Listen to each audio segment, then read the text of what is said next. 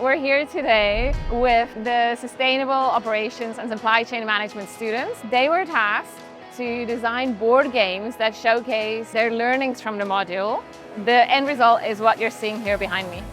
The students were briefed to design a game that would encourage the participants in the game to learn more about sustainable supply chain and specifically the UN's Sustainable Development Goals.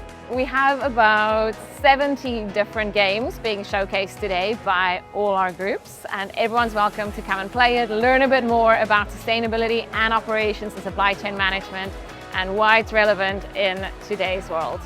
Our game is called Carbon Quest Race, and essentially what we do is we have 3 different cards here, one of which is a trivia card, the other one which is a fun fact card, and the other one which is a 15-second card. The game is mostly surrounded about learning how carbon affects business operations. We're using Jenga to represent the forestry supply chain management.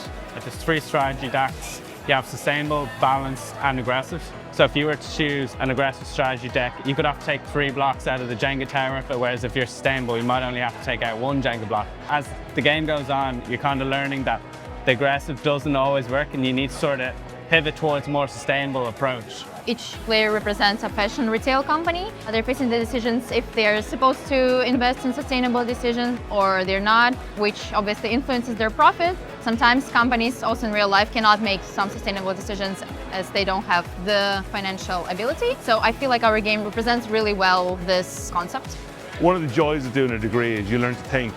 Because really what you're trying to teach people is to think and to communicate, and like this really encapsulates all that. And also work together. Like in the real world, when they go out into the world of work, you know, solo runs don't work. You got to work with people. I'm really enjoying learning this. I think it's really fun seeing how even the smallest decisions can impact the company in a sustainable way. You're still learning the same material, but in a much more approachable and fun way. It's a lot more engaging. There's a lot of hands-on work.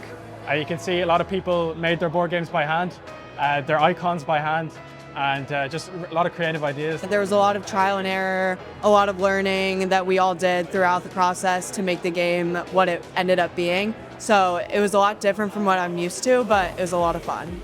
And I think like back in our home universities, we don't really do much like this. It's a lot of like projects and presentations and like you're presenting to a certain group of people. So having the ability to still show what we learn in class in a different format was really nice. Today is World Earth Day and I'm really proud to see an event like this happening. The gaming convention stretches our students' skills. It's one of many different types of assessment we have at Quinn. They all stretch different skills and they all matter. I'm always blown away by the students. It's really fun to see them engaging and interacting with each other, and also the originality that they're bringing to the game. I'm inspired and excited to see what future leaders we're going to get out of these modules.